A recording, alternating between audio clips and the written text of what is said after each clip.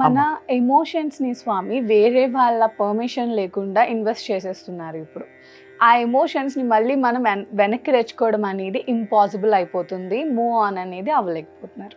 అసలు దీని నుంచి ఎలా బయటపడవచ్చు? ఏం లేదమ్మా, ఒక మనిషి మీద ఇంట్రెస్ట్ ఉన్నా, ఒక మనిషికి గౌరవిస్తున్నా, ఒక మనిషిని మనం ఆ యొక్క స్థితిలో గొప్పగా ఫీల్ అయ్యి మనము తక్కువ కాకూడదు.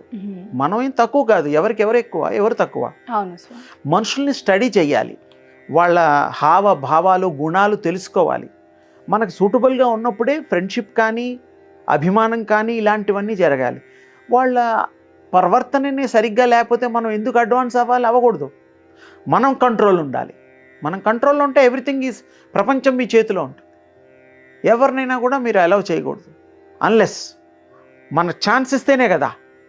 ఎవరన్నా ఇంటికి వస్తారు, కుర్చీలు ఉంటేనే కదా కూర్చుంటారు. అంటే వాళ్ళకి ఆ టైంలో తెలియదు కదా. తెలియదు కాదు, వాళ్ళకి అన్నీ తెలుసు. ఈ రోజుల్లో ప్రతివాడు మహా తెలివైన వాళ్ళు. అండ్ వాళ్ళు ఒక ఫీలింగ్ అనుకుంటారు, లైక్ వీళ్ళు నాకు ఫ్రెండ్ లేకపోతే వీళ్ళు నాకు ఎనిమీ అని ఒకటి డిసైడ్ చేసేసుకుంటారు. ఇమీడియట్గా తెలిసిపోతుంది. కొద్ది రోజులు ప్రయాణం చేస్తే కూడా తెలిసిపోతుంది. బట్ తర్వాత మనం అయ్యో వీళ్ళు నాకు ఎనిమీ కదా, వీళ్ళు నాకు ఫ్రెండ్ సూట్ కాలేదు, సూట్ కారు కదా అనేసి మనం తెలిసే టైంకి మనం ఇంకా మన చేతిలో నుంచి మొత్తం వెళ్ళిపోతుంది కదా స్వామి. మనం తర్వాత డిప్రెషన్ కి లోన్ అవుతున్నారు, అలాగే బాధకి లోన్ అవుతున్నారు. అందుకే నేనేమంటున్నానంటే మన కంట్రోల్లో ఉండాలి.